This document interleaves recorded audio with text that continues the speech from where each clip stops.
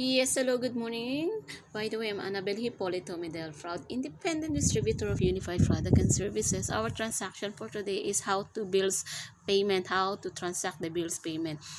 Bills payment po na gagawin ko ngayon is under siya ng bills payment to insurance. So, dahil po meron akong babayaran sa Life, so account number is na-copy-paste na po.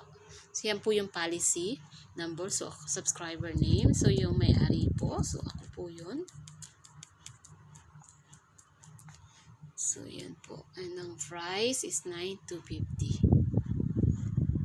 9,250. So, transaction password natin is binulong ko.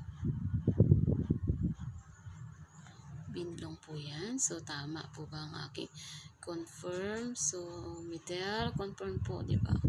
992354. So, confirm na po natin. So, sana po mag-transact. Ilang minutes na ba ito? So, successful. So, view receipt po. View receipt natin. Sa 1 minutes pa lang naman po yung ating video. Ipapakita rin natin yung resibo ng ating pagbayad. So, automatic nakapansin nyo po ba na nag-download siya. So, download. Hintay po natin yung 0 to 100. So, 17.8. So, ang bilis po, diba? So, bills pay. Yan, from our system. So, yan po ang ating resibo. 57.